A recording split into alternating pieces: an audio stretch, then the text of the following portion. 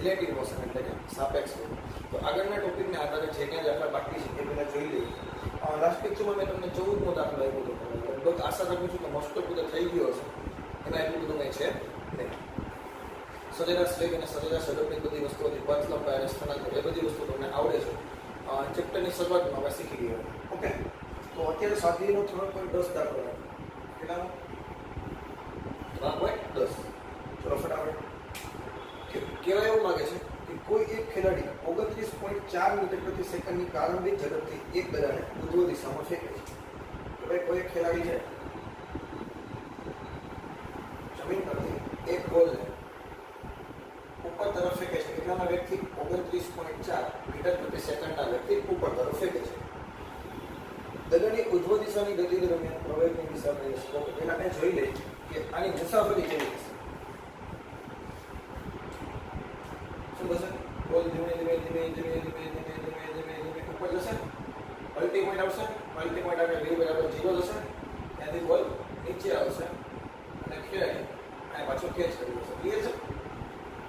અહીંયા બોલને કેચ કરી દેશે. આ શું થશે? બોલ દ્વારા પ્રાપ્ત થતી મહત્તમ ઊંચાઈ સમીકરણ તમને બધાને ખબર છે. h max બરાબર e²/2g time to ascent time to descent એટલે બને થશે u/g જેટલા. આટલી વસ્તુ આપણને ખબર છે. ગુરુત્વ પ્રવેગ છે તે હંમેશા નીચે તરફ લાગતો હશે. આટલી વસ્તુને આપણને ખબર છે. વન બાય વન ક્વેશ્ચન જુઓ. પહેલો ક્વેશ્ચન એવો છે કે દડાની ઉર્ધ્વ દિશાની ગતિ દરમિયાન પ્રવેગની દિશા કઈ હશે? હવે દડાની ઉર્ધ્વ દિશાની ગતિ કે અધો દિશાની ગતિ છે, બંનેમાં પ્રવેગ તો ગુરુત્વ પ્રવેગ છે એ તો નીચે જવાનો છે. તો પહેલો આન્સર શું હશે? ગુરુત્વાકર્ષણ બળના લીધે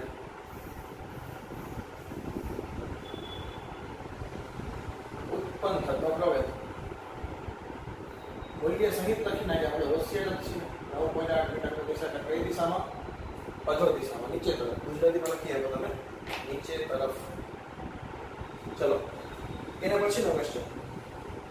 તેની ગતિના મહત્તમ ઊંચાઈવાળા બિંદુએ દડાનો વેગ કેટલો હોય? મહત્તમ ઊંચાઈવાળો બિંદુ આ થયો.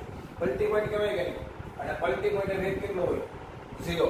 પ્રવેગ પણ કેટલો હોય? 0. પ્રવેગ કેટલો હોય? -9.8 મીટર પ્રતિ સેકન્ડ. કરતો તરફ 9.8 અને હોય કઈ તરફ? નીચે તરફ. આ બિંદુએ પ્રવેગ તો નીચે હોય ને લાગે ના? કારણ કે ગુરુત્વ પ્રવેગ છે તેના કેન્દ્ર તરફ લાગે. ત્રીજું, દડાની મહત્તમ ઊંચાઈના બિંદુએ સ્થાન x બરાબર 0 મીટર અને t બરાબર 0 સેકન્ડ લો. મહત્તમ ઊંચાઈવાળું બિંદુ કીધું. આ બિંદુ શું કહેવાય? આ બિંદુને સ્થાન આપી દઈએ x બરાબર 0 અને t બરાબર 0. પ્રારંભિક સ્થાન અને પ્રારંભિક સમય એ કેને આપવાનો છે? મહત્તમ ઊંચાઈવાળા બિંદુને. અહીંથી ભલે ખેંચો આપણે આપવાનું કેને કીધું? તો કે મહત્તમ ઊંચાઈવાળા બિંદુએ આપણે આપી દીધું. હવે શું કહે છે? તથા શિરોલંબ એટલે સીધી રેખા નીચે તરફની દિશાને x અક્ષની ધન દિશા તરીકે લો. જો નોર્મલી x અક્ષની ધન દિશા આપણે આ બાજુ લેવી, પણ આપણને લેવાની કઈ રીત? અહીંથી નીચે તરફની દિશા. આને લેવાની છે +x તરીકે, આની ઉપર થાય -x. એ ખરેખર ઊભી લાઈન છે તો y અક્ષ હોવી જોઈએ. પરંતુ ક્વેશ્ચનમાં આપણે શું કીધું કે દડાની મહત્તમ ઊંચાઈવાળા બિંદુએ સ્થાન x બરાબર 0 મીટર અને t બરાબર 0 સેકન્ડ તથા શિરોલંબ નીચે તરફની દિશાને x અક્ષની ધન દિશા તરીકે પસંદ કરો. હવે આ પસંદગીના સંદર્ભે દડાની ઉર્ધ્વ દિશાની ગતિ અને અધો દિશાની ગતિ બે અલગ અલગ ગતિ માટે, ઉર્ધ્વ દિશાની ગતિ માટે અને અધો દિશાની, ઉર્ધ્વ દિશા એટલે ઉપર તરફ, અધો દિશા એટલે નીચે તરફની ગતિ માટે સ્થાન વેગ અને પ્રવેગના ચિહ્નો જણાવો. સ્થાન ધન હશે, પ્રવેગ ધન હશે કે વેગ ધન હશે. પણ એના સાઇન આપણે કહેવાના છે. ચાલો એકદમ સિમ્પલ છે. હવે તો વિચારો, બોલ તમે ઉપર ફેંકો છો અને બોલ હશે કે અહીંયા હશે કે નહીં? તો x અક્ષની ધન સાઈડ તરફ છે કે નહીં? માનો 5 મીટર અંતર છે. x કેવો આવશે? આવશે x ગ્રેટર ધેન 0. ના ખબર પડી. કારણ કે દડાનું સ્થાન મને કીધું, તમે કઈ બાજુ ફેંકો છો એ તો વેગ છે. દડો કઈ જગ્યાએ છે? માનો કે આ જગ્યાએ છે. તો એ +x અક્ષ ઉપર આવે તો સ્થાન કેવું આવે? પોઝિટિવ આવે કે ન આવે? વેગ બોલો જાય છે કઈ તરફ? વેગ કઈ તરફ છે? ઉપર તરફ ફેંકો તમે. નીચે તરફના પોઝિટિવ લેવાના, ઉપર તરફના નેગેટિવ લેવાના. વેગ કેવો આવશે? લેસ ધેન 0 એટલે કે ઋણ આવશે. x ગ્રેટર ધેન 0 એટલે ધન થયા ને. આ કેવા થઈ ગયા? ઋણ. અને ગુરુત્વ પ્રવેગ કઈ બાજુ છે? નીચે તરફ છે. ધન x બાજુ છે કે નહીં? તો પ્રવેગ કેવો લેશું આપણે? ગ્રેટર ધેન 0 એટલે કામ થશે. ઉર્ધ્વ દિશાની ગતિમાં ખબર પડી? ઉર્ધ્વ દિશાની ગતિમાં બોલનું સ્થાન નીચે ગમે ત્યાં હશે. સ્થાનની વાત કરું છું, ઉપર જાય છે એમ નથી. સ્થાન એટલે કોઈ એક સમયે પદાર્થ ક્યાં છે, કોઈ એક સમયે પદાર્થ માનો અહીંયા છે, તો એ ધન x ઉપર થયો કે નહીં? Positive range. વેગ તો ઉપર તરફ જાય છે, નીચે તરફના પ્લસ લેવાના છે. તો વેગ કેવો લેશો આપણે?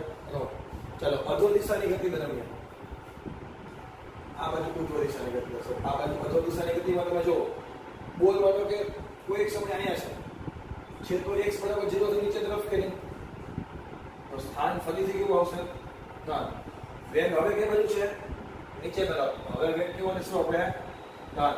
અને ગુરુત્વ પ્રવેગ પણ નીચે તરફ છે, તો એ પણ કેવો લેશું આપણે? બોલામાં કઈ ડાઉટ છે? એક વેગનું જોવાનું હતું, નીચેની સાઈડથી વેગ નીચે તરફ હતો, આ બાજુ ટાઈમ ટુ ડિસેન્ટ વાળો જે ભાગ છે એમાં વેગ નીચે તરફ હતો. આપણે લેવાનું પણ નીચે તરફ ધન જ છે. આના પરથી આઈડિયા આવી જશે. ચાલો, ચોથો ક્વેશ્ચન શું છે? દડો કેટલી મહત્તમ ઊંચાઈએ પહોંચશે અને કેટલા સમય બાદ ખેલાડીના હાથમાં પાછો આવશે? જો શોર્ટકટ આવડતી હોય, મહત્તમ ઊંચાઈની શોર્ટકટ બોલો, h max = u²/2g. આ નો આવડે તો શું કરવું પડે? કયો જી? આ ગ્રાઉન્ડ પર ગ્રાઉન્ડનો કેસ વાળો હતો કે મહત્તમ ઊંચાઈ નો આવડે તો શું કરવું પડે? v² - v02 2gh. અંતિમ વેગ 0 લખી નાખવાનો, ગુરુત્વ પ્રવેગ માઈનસ લખવાનો, h લખવાનો. પ્રારંભિક વેગ કેટલો હતો? તો કે 29.4 નો સ્ક્વેર, 2 મૂકવાના, અહીંયા મૂકવાના -10 અને h મૂકવાનો. આ કેટલું અઘરું છે? એના કરતા u²/2g. કાંઈ મગજ મારી 29.4 છે ને, 29.4 નો વર્ગ તો * 9.8 અને તમારો આન્સર આવશે 44.1 મીટર. કેટલો આવશે? 44.1 મીટર જેટલો મેક્સિમમ દળ ઉપર તરફ જશે. અને ખેલાડીને કેટલા સમય બાદ ખેલાડીના હાથમાં પાછો આવશે? ઉપર જાય અને નીચે જાય, પછી ખેલાડીના હાથમાં આવે કે નહીં? તો ઉપર જવા માટે લાગતો સમય u/g, નીચે આવવા માટે લાગતો સમય u/g. તો ખેલાડીના હાથમાં આવવા માટે લાગતો સમય કેટલો થાય? ખેલાડીના હાથમાં બોલને આવવા લાગતો સમય શું લખશો આપણે? ટાઈમ ટુ અસેન્ટ વત્તા ટાઈમ ટુ ડિસેન્ટ. બંને સેમ જ છે કે નહીં? u/g વત્તા u/g કેટલા થઈ ગયા? 2u/g. u દેખાઈને કેટલા મૂકી દો? 29.4 પ્રારંભિક વેગ અને અહીં મૂકી દો 9.8. 98 થી 294 3 અને 6 સેકન્ડમાં પાછો હાથમાં આવી જાય. તમને એવું પૂછ્યું મહત્તમ ઊંચાઈએ પહોંચવા લાગતો સમય, તો ખાલી u/g લખવાનો. જવાબ આવે તમારો 3 સેકન્ડ. બોલો, દાખલામાં કઈ છે? આ એક થોડીક સંજ્ઞા પદ્ધતિ હતી, થોડુંક તમારે ધ્યાન રાખવાનું છે. કઈ જગ્યાએ કીધું તો આપણે x = 0 અને t = 0 લેવાનું? મહત્તમ ઊંચાઈ વાળા બિંદુએ તમને કીધું. ચલો, ક્લિયર છે? દાખલા કોઈ ફટાફટ જોઈ લે વિડીયો પોસ્ટ કરીને. ત્યારબાદ જે દાખલો છે એ છે 3.12. આજે હું કેલ્ક્યુલેશન વાળા દાખલા લગાવવાનો છું, એટલે કેલ્સી સાથે લઈને બેસજો. 3.12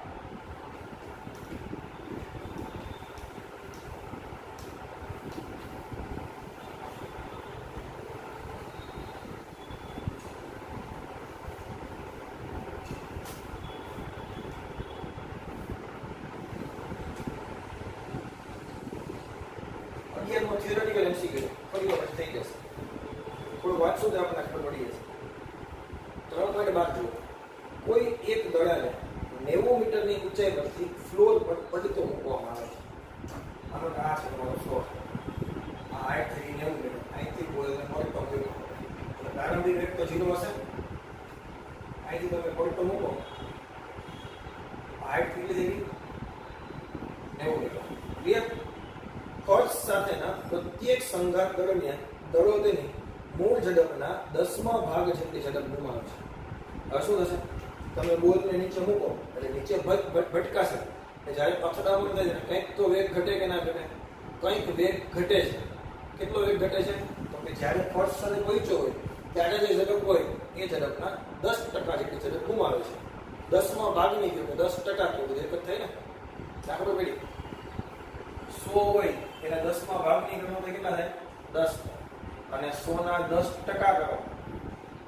ટકાવારી કાઢતા હોય ના દેખાઈને ગુણાકાર 10 ના 10% દેખાઈને છેદમાં 100 કેન્સલ તો 10,000. 10માં ભાગની ગયો એ 10% ગયો બે વસ્તુ સેમ છે. શું કીધું? અહીંથી બોલને મૂકવા. અહીંયા જે કઈ વેગ આવ્યો ફોર એક્ઝામ્પલ અહીંયા વેગ આવશે. અહીંયા પહેલા v બરાબર 0 લખી દઈએ. અહીંયા વેગ આવ્યો v1. પછી બોલ પાછો ઉપર જાય તો ખબર પડે કે નહીં? તો ઝડપ ગુમાવી દે. એટલે હવે અહીંયાની પાછો પહોંચીએ કે કંઈક ઓછો જાય. બોલની ટપ્પી તમે ધીમે ધીમે જો ટપ ધીમે ધીમે ઘટવા માંડે. પાછો અહીં પૂગે. એટલે અહીંયા વેગ v1 છે એ ગોતી લેશું. અહીંયા વેગ ઉપર જશે તો એ વેગ લખી નાખીએ આપણે v2. પછી અહીંયા મૂકશે એટલે પલટી મળશે એટલે v3 તો 0 જ આવશે. પછી પાછો અહીંથી ધીમે નીચે જશે. તો અહીં ખરેખર ને આવી રીતે આકૃતિ બતાવું છું. અલગ અલગ ભાગ જ પાડી દે સેપરેટ આપણે. અહીંયા પહોંચશે એટલે કંઈક વેગ હશે v4. એ પાછો ઉપર જશે અને પાછો એટલે બધે ઉપર નહીં જાય. અહીંયા વેગ કેટલો છે?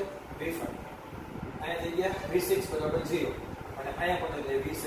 અંદાજે આવીને આવું ચાલુ રહેવાનું છે. ક્લિયર? અહીંયા જે વેગ હશે એના 10% જેટલો ઓછો અહીંયા હશે. પછી ઉપર ગયો મલ્ટી પોઈન્ટ 0. પછી અહીંયા પાછો વેગ હશે. પછી અહીંયા પાછો 10. હું દોરતો જાઉં. આ નીચે ઉતરે છે, આ ઉપર જાય છે, આ નીચે ઉતરે છે, આ ઉપર જાય છે, આ નીચે ઉતરે છે. ચાલો સિમ્પલ ભાષામાં આવું થઈ ગયું. દડાની આ ગતિ માટે t બરાબર 0 થી t બરાબર 5 સેકન્ડ માટે ઝડપ સમય માલિક કરવાનો છે. ક્યાંથી ક્યાં સુધી? t બરાબર 0 થી t બરાબર 5 સેકન્ડ માટે ઝડપ વિરુદ્ધ સમય. ઝડપ ક્યારે નેગેટિવ હોય? ઝડપ ક્યારે નેગેટિવ હોય? ના હોય. ઝડપ ક્યારે નેગેટિવ હોય? ના હોય. વેગ નેગેટિવ હોય? હા. ઝડપ હંમેશા પોઝિટિવ હોય કારણ કે પથ લંબાઈના છેદમાં સમય. પથ લંબાઈ ક્યારેય કોણ હોઈ શકે નહીં. એ બધી વસ્તુ પછી જરૂર પડશે. પહેલા તમે એને ફોર્મ્યુલા બધા કમ્પ્લીટ હોવા જોઈએ. આ મુક્ત પતનનો કેસ છે. એટલે v1 જોતા હોય ત્યારે હવે તો ડાયરેક્ટ જોવાના માટે ખબર પડશે. મુક્ત પતનના કિસ્સામાં જમીન પર આવે તેનો વેગ કેટલો હોય? √2gh. જો તું પાકા કરીને આવ્યો હશે તો તને મથવું નહીં પડે. ભેજામાં જાય સમીકરણ તને યાદ હશે તો બહુ વાંધો નહીં આવે. આપણને હું લખતો જાઉં છું 1 by 1 વસ્તુ. v1 છે ને એ પેલી અથડામણ માટે છે. પેલી અથડામણ નીચે થવાની છે એટલે લખી નાખું. ફર્સ્ટ કોલિઝન લખી નાખું. ફર્સ્ટ અથડામણ ચાલો ગુજરાતી કોલિઝન.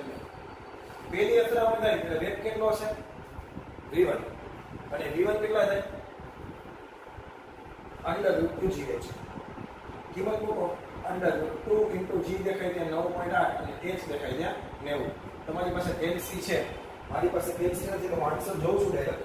42 મીટર પર સેકન્ડ. કેટલો આવે છે? 42 મીટર પર સેકન્ડ. અહીંયા વેગ ખબર પડી ગઈ 42 મીટર પર સેકન્ડ. હવે નીચે આવવા માટે કે ટાઈમ લાગ્યો હશે કે નહીં? સમય એ ગણવો પડશે. અહીંયા લખી નાખું સમય t1. ચલો લખી નાખું t1. મુક્ત પતન કરતા પદાર્થ જ્યારે નીચે પહોંચે ત્યારે સમીકરણ આવી જાય t1 બરાબર √2h/g. એમાં કઈ છે? થોડુંક આવડતું હોય તો એકદમ ઈઝી છે કે નહીં? h દેખાય ત્યાં 90,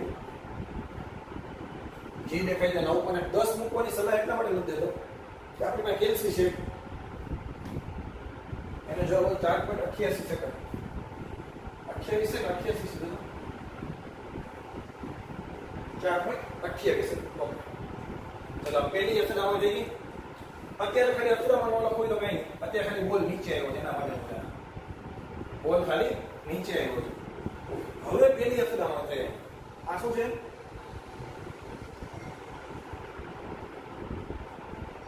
અહીંયા અથડામણ થઈ ગઈ ને એ તો ખરેખર એકની એક લાઈનમાં રહેવાનું છે પણ આપણે સાઈડમાં એટલા માટે ખસી ગઈ તો દેખાવાની મજા આવે. બાકી બોલ લાઈન પડતો હોય કે બોલ જ્ઞાન જ પડ્યા કરે. સ્પીડ ખાલી પેલા અહીંથી અહીં પડે, પછી આટલો ઊંચો આવે, પછી થોડો નીચે ઊંચો આવે. બીજા મજા કે નહીં પણ આપણે પેલી અથડામણ અહીંયા કહીએ છીએ.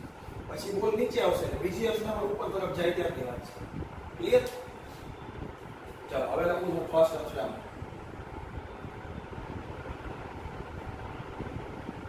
હવે શું થશે?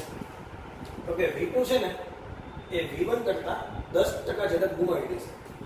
બે ત્રણ રીતે તમે કેવી રીતે v2 છે એ શું થશે? v1 ની જે ઝડપ હતી એની 10મા ભાગની ઝડપ ગુમાવશે. એટલે v1 જે હશે એના કરતા 10મા ભાગની ઝડપ ગુમાવશે. v1 ના 10%. આ પેજામાં કીધું. અથવા તમે આને આમ લખી શકો, v1 હતી એમાંથી 10મા ભાગની ઝડપ બાદ કરી દેવાની, એટલી ગુમાવી. 10 થઈને આવતો હોય તો 10મા ભાગની ગુમાવે એટલે 1 ઘટે, હવે 9 લઈને ઉપર જાય. 100 ઝડપ લઈને આવતો હોય તો 90 ના ઝડપથી ઉપર જાય, 10% ઝડપ ગુમાવે છે. આ શું થશે? 9v/9v1 by 10. 9/10 અને v1 દેખાઈને કેટલા મૂકું? 42. તો એનો જવાબ આવે 37.8. કેટલો આવે છે? એટલે અહીંયા વેગ કેટલો આવ્યો? 37.8. ક્લિયર?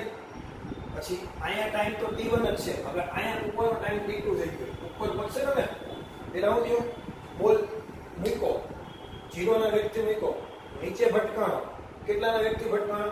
તો કે 42 ના વેગથી ભટકાણો. 10મા ભાગની ઝડપ ગુમાવી. હવે એની પાસે વેગ કેટલો છે? 37.8. હવે ઉપર તરફ જશે, પલટી પોઈન્ટ 0. પરંતુ ઉપર સુધી પહોંચવા માટે લાગતો સમય એને નામ આપી દો t2. કન્ફ્યુઝ ન થવા, t2 ને t3 ને એવું નહીં હોય. અહીંયા v1 t1 છે, અહીંયા t2 ની જરૂર નથી, કારણ કે નીચે નીચે જ બોલ છે. આ તો આને બાજુમાં ખસેડી દીધું આપણે. હવે t2 ક્યાં આવશે? ઉપર. બોલો, time to ascent, ground to ground જેવો કેસ દેખાય. ટાઈમ ટુ અસેન્ટ ખાલી u/g, ખાલી u/g. u કેટલા છે? 37.8. આ કેટલા છે? 9.8. તમારો જવાબ આવશે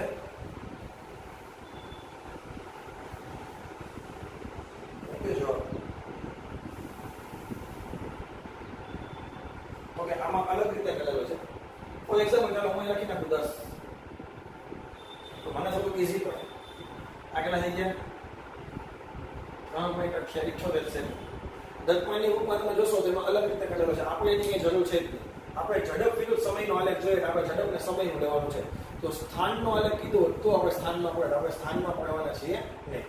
ચલો બીજામાં કીધું. હવે બોલ પહોંચી ગયો મહત્તમ આઈટે. મહત્તમ આઈટે વેગ કેટલો હોય? 0. આ વસ્તુ ક્લિયર થઈ ગઈ. હવે બોલ આવે છે નીચે, નીચે આવશે એટલે સેકન્ડ અથડામણ થશે.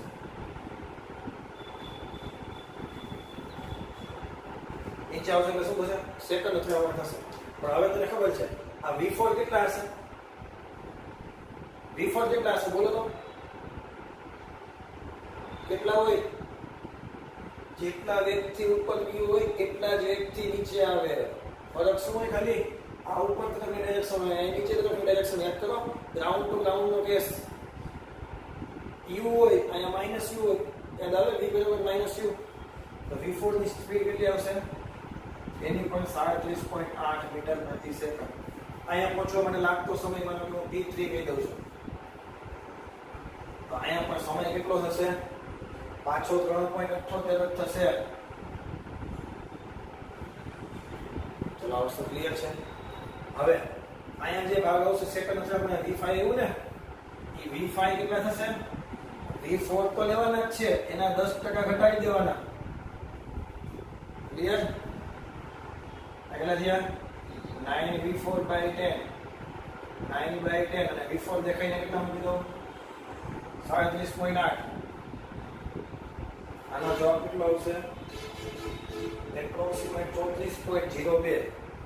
કેટલો આવે છે? 34.02. અહીંથી ઉપર જશે v5, પછી v6 તો 0 જ છે. હવે તમે ધ્યાનથી જો, આપણને ક્યાંથી ક્યાં સમય સુધીનો કીધો? 0 થી 12 સુધીનું કીધું. આપણને ક્યાંથી ક્યાં સુધીનું કીધું? 0 થી 12 સેકન્ડ. તો આપણે તો ખાલી આટલો ભાગ કેટલો છે? 4.28. આ ભાગ કેટલો છે? 3.78. એટલે જો અલ્ટિમેટલી તમે વિચારો તો આ t2 ની કિંમત છે ને એ ખાલી આટલો ભાગ છે. આખું તમારે જોતું હોય તો 4.28 પ્લસ 3.78. પેલા આવવા માટે 4.28, ઉપર જવા માટે 3.78, નીચે આવવા માટે પાછી 3.78. બીજામાં જઈ ગઈ. તો આ t1 છે ને એ 4.28, એમાં નો ડાઉટ. પરંતુ ગ્રાફ બનાવશું તો t2 ની કિંમત છે એ ખાલી 4.28 નહીં લખાય. આપણે સોરી, ખાલી 3.78 નહીં લખાય. બેના સરવાળા જેટલી થાય. કેટલી થશે? 8 ને 16 વધી પડી 1, 7 ને 8 ને 10 ને 16 વધી પડી 1, 4 ને 5 ને 8. ટોટલ સેકન્ડ કેટલી થઈ 8.06. ભાઈ t3 તારે જોતા હોય તો 8.06 તો લેવાના જ છે. અહીંથી આમ તો પાછા આટલા આવ્યા કે નહીં, બીજા એ કેટલા છે 3.78 બીજા લેવાના. આ કેટલા છે 11.84 સેકન્ડ. અને એપ્રોક્સિમેટ બાદ તમે કહી શકો, કારણ કે આપણે અહીં 10 લખ્યા, પણ તમે કેલ્સીમાં 9 બેન કરશો ને તો 3.78 સમથિંગ કંઈક વધારે આવશે. પછી એટલા તમે એ કરશો એપ્રોક્સિમેટ 12 ની આજુબાજુ પહોંચી જશે. અને આપણે 12 સુધીનો જ ગ્રાફ બનાવવાનો હતો, એથી વધારે ગ્રાફ બનાવવાનો છે નહીં. તો અહીંયા સુધી કઈ ડાઉટ છે? હું ફરીથી એક વખત તમને બધી વસ્તુ બતાવું છું ગ્રાફમાં. પેલા સમય લખી નાખો એટલે મારે ફરીથી કરવું. એક 4.28 છે, પછી એના પછી પાછો ઉપર પહોંચવા માટે લાગતો સમય છે 8.06. એ પાછો નીચે ઉતરશે અને પાછો નીચે ઉતરવા માટે લાગતો સમય છે 11.84 એપ્રોક્સિમેટ 12. હવે આને હું ફરીથી આ જ વસ્તુ કરી બતાવું છું. તમે જે કેલ્ક્યુલેશન કર્યું છે હવે તમારે મને કીધું જવાનું થયો. દાખલો થોડો કોમ્પ્લિકેટેડ છે. અહીંથી બોલને નીચે મૂકીએ, નીચે આવવા માટે લાગતો સમય કેટલો થઈ ગયો? નીચે આવશે તો વેગ કેટલો થઈ ગયો? વેગ કેટલો થઈ ગયો? 42. નીચે આવવા માટે સમય કેટલો થઈ ગયો? 4.28. હવે બોલ ઉપર જશે. હવે ઉપર જશે એટલે વેગ કેટલો હશે? આને 10% ઘટી ગયા તો કેટલો થઈ ગયો? 37.8. અહીંયા વેગ કેટલો થઈ ગયો? 0. અહીંયા પહોંચવા માટે લાગતો સમય કેટલો છે? 8.06. બીજામાં ગયું એડ થઈ ગયું, બોલ નીચે આવ્યો, નીચે આવશે તો વેગ કેટલો થશે? 37.8. ટોટલ ટાઈમ કેટલો થઈ ગયો? 11.84 એપ્રોક્સિમેટ 12. અહીંથી બોલ ઉપર જાય છે, કેટલાના વેગથી જાય છે? 34.02. અહીંથી મલ્ટી મારશે, અહીંયા વેગ કેવો થશે? 0. અહીંયા વેગ કેટલો થશે? પાછો 34.02. ઉપર જવાનો સમય ઘણો હોય તો તમે ગણી શકો. કેવી રીતે ગણી શકો? ક્યુ બાય જી. ચલો ક્લિયર. હવે આપણે તો ગ્રાફ બનાવવાનો છે. શું કરવાનું છે આપણે? ગ્રાફ. કેના વિરુદ્ધ કેવો ગ્રાફ બનાવવાનો છે? ઝડપ વિરુદ્ધ સમય, સ્પીડ વિરુદ્ધ ટાઈમ. ઝડપ ક્યારેય નેગેટિવ હોય? ઝડપ ક્યારેય નેગેટિવ હોય નહીં. ગ્રાફ છે ઉપરના ભાગમાં જાય, નીચેના ભાગમાં ક્યારેય ન આવે. વેગ હોય ને તો વેગ નીચેના ભાગમાં આવી શકે, કારણ કે -34.2 મીટર પર સેકન્ડ વેગ હોઈ શકે. ઝડપ ક્યારેય માઇનસ હોઈ શકે નહીં. એટલે તો એમાં કંઈ માઇનસ લખાય નથી, નીચેની ડાયરેક્શનની પ્લસ જ કીધી. શા માટે? કારણ કે તમને ઝડપ વિરુદ્ધ સમયનો આલેખ પૂછો, વેગ વિરુદ્ધ સમયનો આલેખ પૂછો તો મારે માઇનસ નિશાન લેવી પડે. ક્લિયર? ચાલો પહેલું ઉપરથી બોલ ફૂંકો, નીચે પહોંચ્યો એટલે 42 ના વેગથી પહોંચે અને સમય કેટલો લાગે? 4.28. આ બેને આધારે હું ગ્રાફ દોરું છું. સમય મૂકું છું 4.28. સાંભળજો, ડાયરેક્ટ મૂકી દો અંદાજે.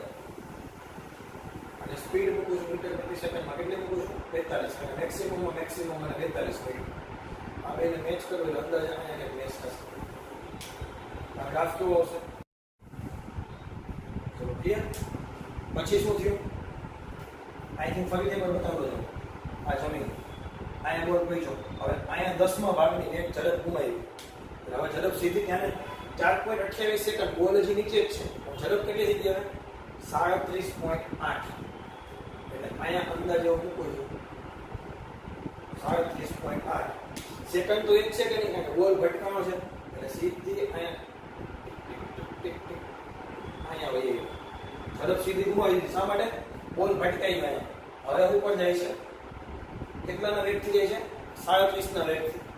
અને બોલ જ્યારે ઉપર પહોંચશે અહીંયા ત્યારે વેગ કેટલો થઈ જશે? 0. ટોટલ ટાઈમ કેટલો થઈ ગયો? 8.06. ટાઈમ કેટલો થઈ ગયો? 8.06. અને 8.06 એ પહોંચ્યા અહીંયા ખબર ને વેગ 8.06 છે. અને વેગ કેટલો હોય એનો? 0. અથવા તો ઝડપ કેટલી હોય? 0. કોઈ ડાઉટ?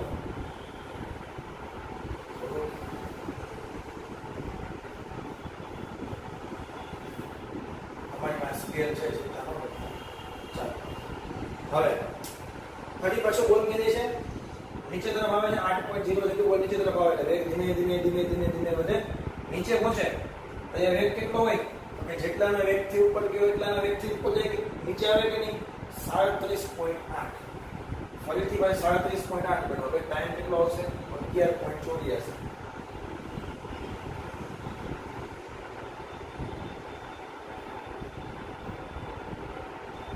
અમારો બોલ કેવો થઈ ગયો?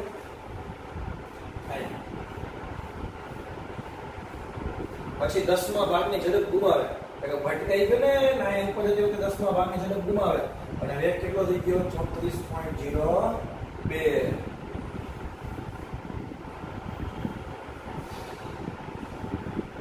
ક્લિયર? અને પછી વેગ થશે 0. આપણે તો 12 સેકન્ડ લગીનો ગ્રાફ હતો, પછી ઉપર જશે અહીંથી કંઈક વેગ 0 થઈ જશે. એ સમય તમે જોતો હોય તો તમે કેલ્ક્યુલેટ કરી શકો. કેવી રીતે? કારણ કે 34.02 ના વેગથી ઉપર ગયો તો ટાઈમ તો અસર કેટલો થાય?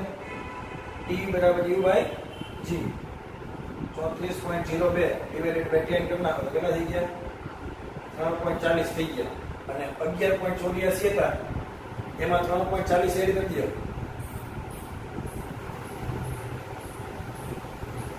15.24. અંદાજે કેટલા આવશે? 15.24. વેગ કેટલો થઈ ગયો? 0. તમારે ડાઉટ છે? એકદમ ઈઝી છે. વ્યવસ્થિત ધ્યાન દેશો એટલે આપણે સમજાઈ જશે. મેં જે આખો ગ્રાફ હતો એને ફરીથી એક વખત અહીં બતાવ્યો છે એટલા માટે કે તમે ટેક્સ્ટ બુકમાં જોશો ને, ટેક્સ્ટ બુક તો સોરી પણ દર્પણની બુકમાં તમે સોલ્યુશન જોશો તેમાં સોલ્યુશન રોંગ છે. આપણને t બરાબર 0 થી t બરાબર 12 સેકન્ડે પૂછ્યું તો એ 11.84 છે એને આપણે એપ્રોક્સિમેટ 12 સેકન્ડ કહીએ તો 12 સેકન્ડે આપણા પદાર્થનો વેગ કેટલો આવે છે? તો કે 34.02 મીટર પ્રતિ સેકન્ડ. અને આ જ સાચો આન્સર છે. આપણી ટેક્સ્ટ બુકમાં છે કે 12 સેકન્ડે પદાર્થ અહીંયા પહોંચી જાય છે. ખરેખર એવું નથી થતું. તમે ધ્યાનથી વિચારો. આ ગયું છે અહીંથી મુક્ત પતન પામે. જો તને બતાવું, અહીંથી મુક્ત પતન પામે એટલે બોલ આ શું થાય છે? નીચે તરફ જાય છે. તમે જો આમાં નીચે તરફ જાય છે. અહીંયા પેલી અથડામણ થઈ. પેલી અથડામણ થઈ એટલે વેગ હતો 42. એને 10મા ભાગનો ગુમાવ્યો એટલે અહીંયા આવ્યો 37.8. અહીંથી બોલ ઉપર તરફ ગયો. યાદ કરો, અહીંયા અંતિમ વેગ 0 થઈ ગયો. એટલે હું અહીં સાઈડમાં બતાવતો જાઉં. આ નીચે આવ્યો, પેલી અથડામણ થઈ, વેગ ગુમાવ્યો, અહીંયા પહોંચ્યો, તેનો વેગ હતો 0. કેટલાના વેગથી ઉપર ગયો હતો? 37.8 ના વેગથી ઉપર ગયો હતો. નીચે આવ્યો તો કેટલાનો વેગ હતો? 42 નો. પછી અહીંયા પલટી પોઈન્ટ આવે એટલે વેગ બરાબર 0 થઈ ગયા. તો એ સેકન્ડ ટોટલ કેટલી લાગી? આમાં 4.28 અને અહીંયા 3. કેટલા હતા?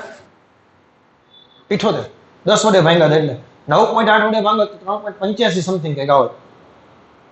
પછી નીચે આવે એટલે 37.8 ના વેગથી જ આવે. ટાઈમ પણ પાછો એટલો જ લાગે. ઉપર ચડવા માટે લાગતો સમય એટલો જ, નીચે ઉતરવા માટે લાગતો સમય. જે વેગથી ઉપર જાય એ જ વેગથી નીચે આવે. અહીંયા અથડામણ થઈ બીજી, એટલે આ થઈ ગયું ફર્સ્ટ કોલિઝન. અને અહીંયા અથડામણ થઈ સેકન્ડ, એટલે વેગ ગુમાવશે. 10મા ભાગનો વેગ ગુમાવશે એટલે ઉપર જાય તે હવે વેગ જશે 34.02 સેકન્ડના વેગથી ઉપર જશે. અને આના માટે લાગતો સમય 4.28, આના માટે 3.78 ઉપર જવા માટે, નીચે ઉતરવામાં 3.78, એપ્રોક્સિમેટ 11.84 સેકન્ડ અહીંયા થઈ જાય છે. ટેક્સ્ટ દર્પણની બુકમાં અહીંયા ભૂલ છે. અને જો તારે હજી ઉપર પહોંચાડી દેવો, અહીંયા વેગ બરાબર 0 કરવો હોય તો અહીંયા ટાઈમ તારે જોતો હોય તો શું કરે? u/g કરે અને 34.02 ભાગ્યા 10 કરો એટલે એપ્રોક્સિમેટ 3.40 કરી 15.24 આવતો. તો ટેક્સ્ટ બુકમાં અહીંયા આટલી ભૂલ હતી. એટલે સાચું સોલ્યુશન આ છે. 12 સેકન્ડના અંતે વેગ કેટલો થઈ છે? 34.02. આવા એક દાખલાની પ્રેક્ટિસ માટે તને આપું છું કે 100 મીટરના ટાવર પરથી બોલ નીચે મુક્ત પતન કરે છે. પ્રત્યેક સેકન્ડે 20% એની સ્પીડ ગુમાવે છે.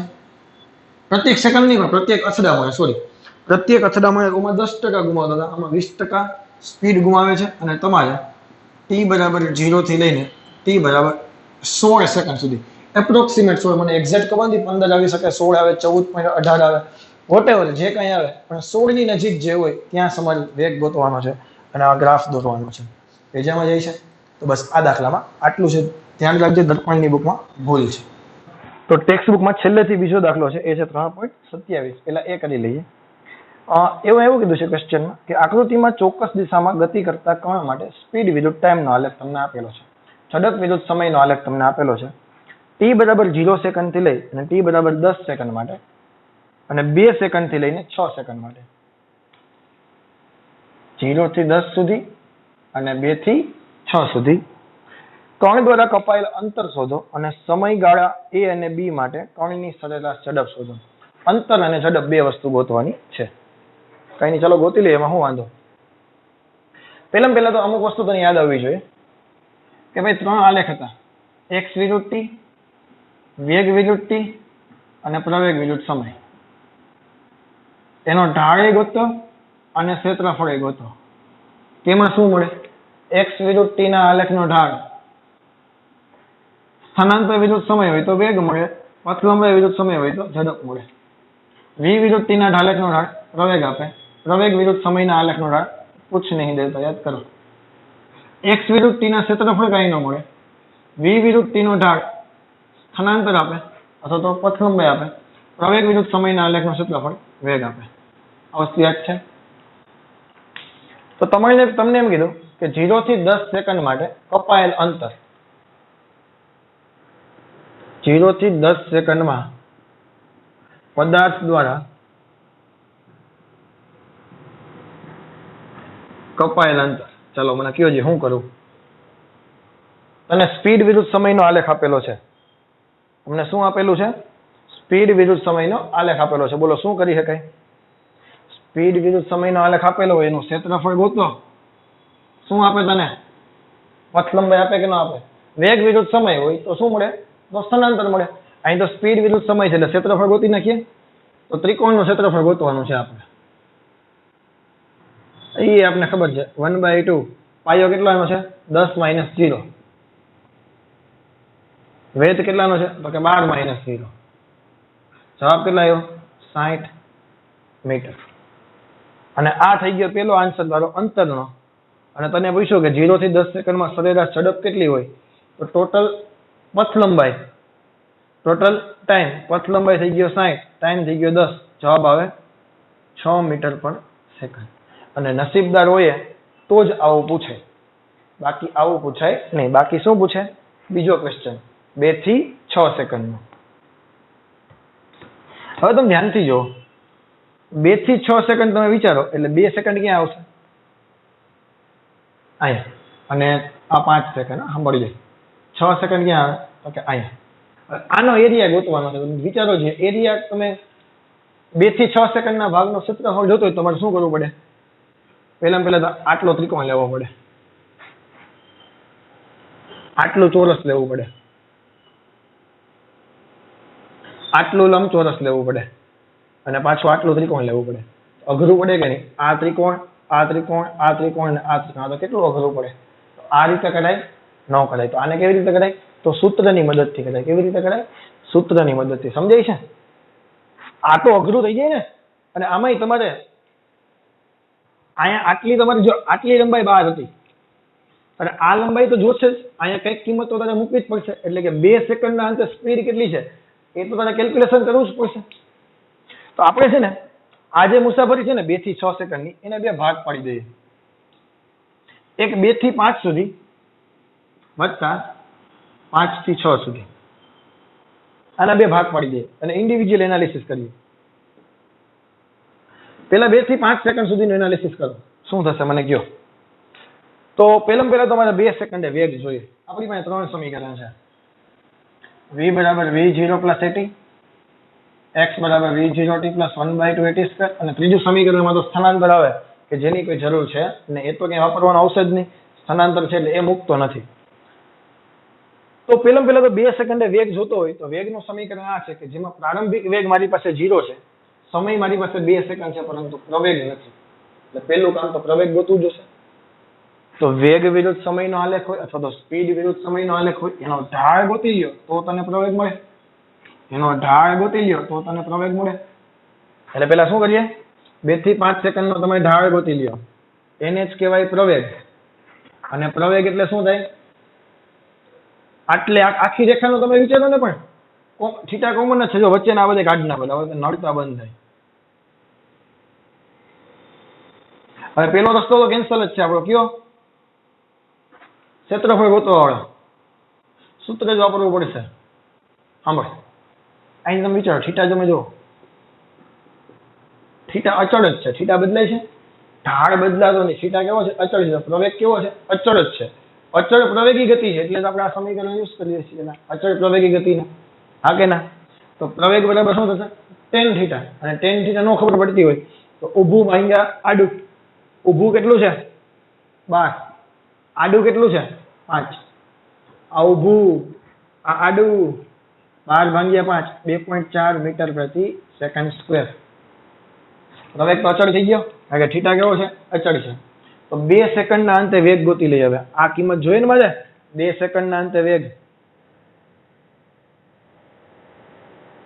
2 સેકન્ડના અંતે વેગનું સમીકરણ મૂકો. v0 plus at. પ્રારંભિક વેગ કેટલો છે? તો કે 0. પ્રવેગ કેટલાનો છે? તો કે 2.4 નો. સમય કેટલી સેકન્ડ? તો કે 2 સેકન્ડ. જવાબ આવે બોલ ભાઈ 4.8 મીટર પ્રતિ સેકન્ડ. ચલો ક્લિયર? હવે અહીંયા વેગ આવી ગયો 4.8. હવે વાપરીએ સૂત્ર. શા માટે? પ્રારંભિક વેગ સૂત્રનું જો અંતરનું સમીકરણ વિચારો. પ્રારંભિક વેગ છે 2 થી 6 ની વાત કરો હવે તો પ્રારંભિક વેગ 2 પાસે કેટલો છે? 4.8. 0 થી નથી લેવાનો સર, તો અહીંયા તો 0 થી લીધો. આ તો 2 સેકન્ડના અંતે અંતિમ વેગ જોઈએ આપણે. અહીંથી મુસાફરી ચાલુ કરી અને અહીંયા મારે અંતિમ જોઈએ. અંતિમ વેગનું સમીકરણ હોય પ્રારંભિક વેગ કયો લીધો? 0. હવે સાંભળજો. 2 થી 6 સેકન્ડમાં કપાયેલ અંતર.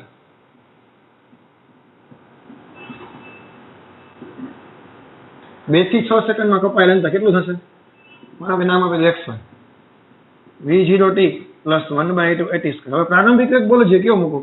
0 મૂકું કે 4.28 મૂકું?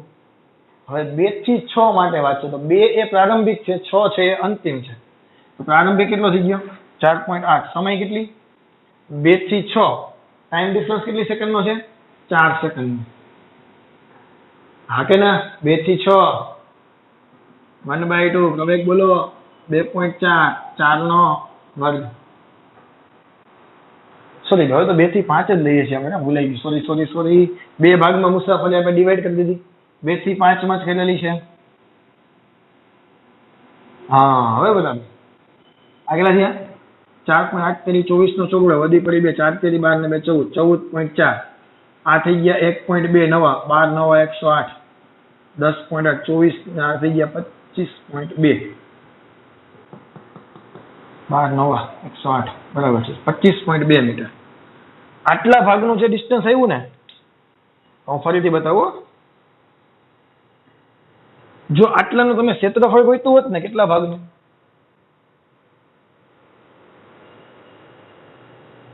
તો આનો જવાબ કેટલો હોત? 25.2 જ હોત. એમાં એક કાટકોણ ત્રિકોણ લખ્યું હોત અને આ લખ્યું હું કરીને બતાવું. જો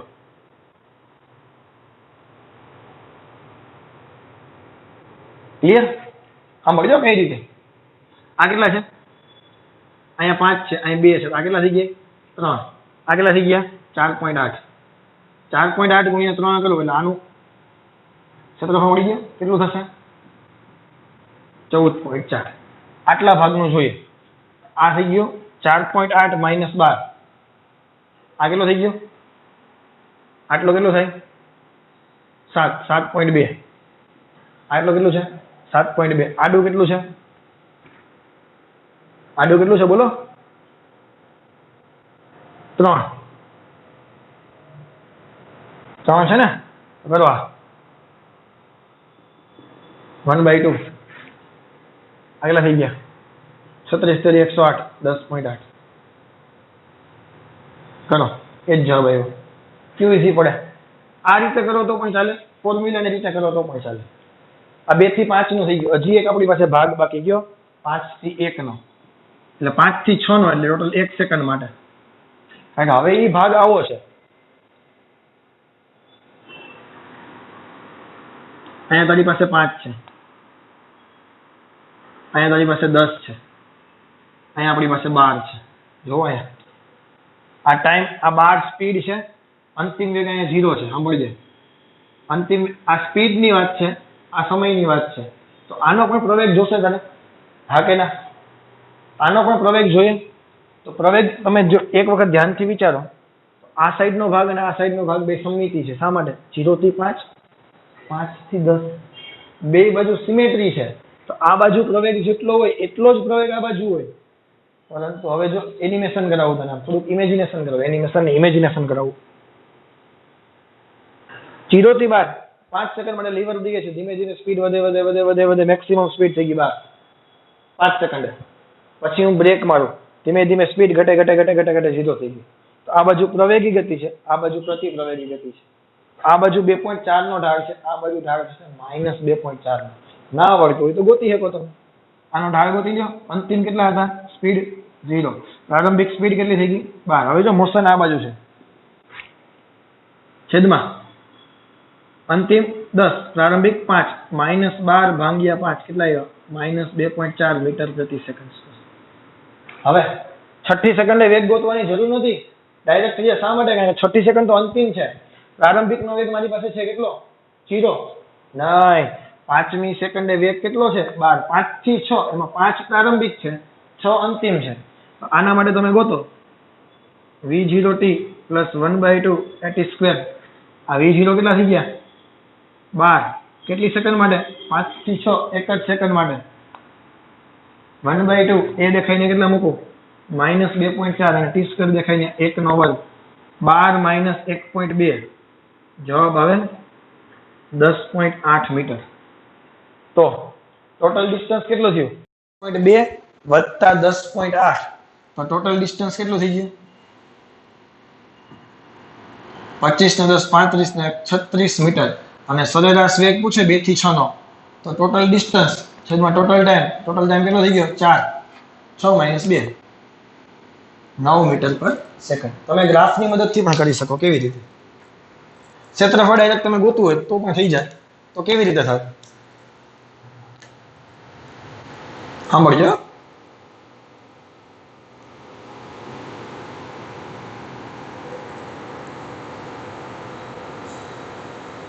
વ્યવસ્થિત ધ્યાન દઈ દઈને આ 6, આ 5, આ 2.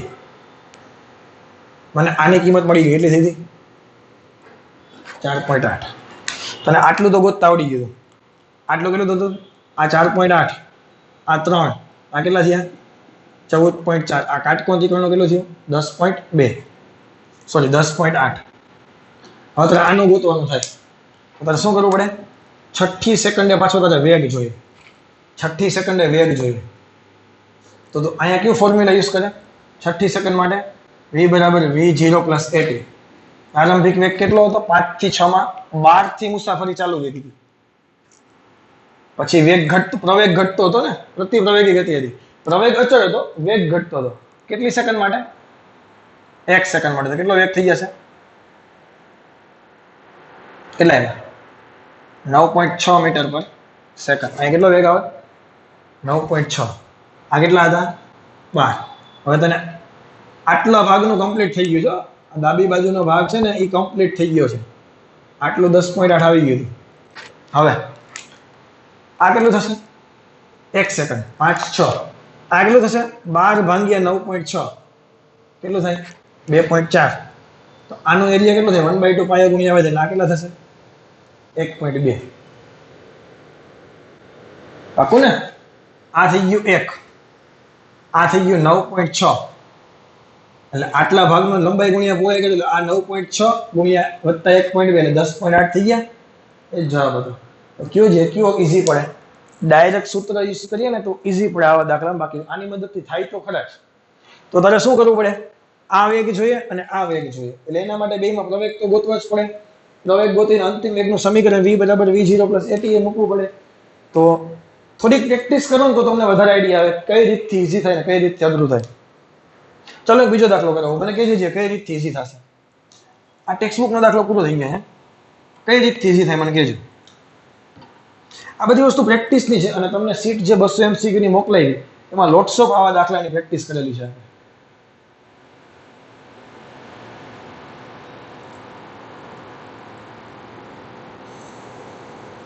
ચાલો આ માનો કે છે 36 મીટર પ્રતિ સેકન્ડ. આ છે 6, આ 0, આ 12. ચલો 0 થી 12 કહીએ તો શું કરવાનું? આખી મુસાફરી કે આખા ભાગનું ક્ષેત્રફળ ગોતી લેવાનું કે નહીં? એ તને આવડે. એવું નથી કરાવતો. આપણે લખવું છે 3 થી 9. 3 આ બાજુ 9 આ બાજુ. ચલો શું થશે? પહેલા 3 સેકન્ડે વેગ જોશે કે નહીં? એ જ વેગ 9 સેકન્ડ હશે. વિચારો, કારણ કે બે વચ્ચે ટાઈમ જો ઇક્વલ ડિસ્ટન્સ છે, એટલે આ બે એક જ લાઈનમાં હશે અને એકનું ગોતી લ્યો એટલે થઈ ગયું આપણું કામ. 3 સેકન્ડે વેગ જોતો હોય, t બરાબર 3 સેકન્ડ માટે વેગ જોતો હોય તો શું કરવું પડે? એટલે આખો પ્રવેગ લેવો પડે. એટલે આ ઓ લખી નાખું, એ ઓ એનો ઢાળ ગોતો, એને જ કહેવાય પ્રવેગ. કેટલો થશે? 36 માઇનસ 0. ઊભું કેટલું થયું? 36. આડું કેટલું છે? 6 માઇનસ 0. 6 મીટર પ્રતિ સેકન્ડ સ્ક્વેર. અને ટી બરાબર 3 સેકન્ડ માટે વેગ જોઈએ તો વી બરાબર v0 પ્લસ એટી. પ્રારંભિક વેગ 0 થી 3 માટે અહીંયા 6 મૂકો, આ થઈ ગયા 18 મીટર. અહીંયા પણ 18 જ આવે કે નહીં? હવે બીજી વખત કરવાની જરૂર છે નહીં. હવે આટલાનું તને કહે તો આ ભાગ કેટલો થઈ ગયો? 18. સાંભળજો, આ ભાગ ઉપરનો પણ કેટલો છે? બીજા 18. 36 માઇનસ 18. આ કેટલા છે? 3. હવે તને ક્યાં ગોતવા મગલું લાગે? આનું કેટલું છે? 18 તેરી 54. આનું પણ કેટલું છે? 18 તેરી 54. આનું જોતું હોય તો 18 3 આખું 6 લખીને 18 છક 108. 108 ભાગ્યા 2 54. આ 54, આ 54, આ 54 થઈ ગયું. હવે તને 3 થી 9 ને બદલે 3 થી 7 કીધું હોત તો લોચો થાય. તો શું કરે? તો શું કરે? અહીંયા સુધી કઈ પ્રોબ્લેમ છે? 3 થી 7 તો મુસાફરીને બે ભાગમાં ડિવાઈડ કરવી પડે, 3 થી 6 અને 6 થી 7. હવે આનો પ્રવેગ તો કેટલો થશે? પાછો -6 થશે. એમાં હવે તને કઈ ડાઉટ નથી. પછી સમીકરણ આપણે યુઝ કરે આ v0t + 1/20. પ્રારંભિક વેગ કેટલો છે? હવે 36. સમય કેટલી સેકન્ડ માટે? 1 સેકન્ડ માટે. પ્રવેગ કેટલો છે? -6. તો આનો જવાબ શું થઈ જાય? 36 - 3 32 મીટર. આટલા ભાગનો જવાબ શું આવે? 32. સમજાય છે? થોડી પ્રેક્ટિસ કરશું એટલે આમાં કઈ એટલું બધું અઘરું રહેશે નહીં. ઓકે, તો નેક્સ્ટ લેક્ચરમાં નવો ટોપિક ચાલુ કરશું, જે આ ચેપ્ટરનો છેલ્લો અને આઈએમપી ટોપિક છે. એ છે રિલેટિવ મોશન, સાપેક્ષ ગતિ. ખરેખર ફિઝિક્સ તમને વિઝ્યુઅલાઇઝ થશે. હું જે બોલું છું એ તમને દેખાશે. બધી વસ્તુ તમને ખબર છે, ગાડી ક્રોસ કરતા હોઈએ છીએ તો સામે બે ગાડી જતી હોય તો ઇઝીલી તમે ફટાફટ ક્રોસ થઈ જાય. એક સાથે એક જ દિશામાં ગતિ થતી હોય તો ઓવરટેક કરવામાં વાર લાગે. હા કે ના? બે વિરુદ્ધ દિશામાં આવતી તો સ્પીડમાં ઓવરટેક થઈ જાય. આવું શા માટે થાય છે? આ બધી વસ્તુ આપણે નેક્સ્ટ લેક્ચરમાં શીખવાના છીએ. ઘણા બધા સારા એક્ઝામ્પલ શીખવાના છે. સુંદર કન્યા ફરીથી આપણે દેખાવાની છે. તો નેક્સ્ટ લેક્ચર માટે થોડા એક્સાઇટેડ રહેજો. સરસ મજાનો ટોપિક છે. આજના લેક્ચરમાં આટલું લખીએ. Thank you very much. Have a nice day.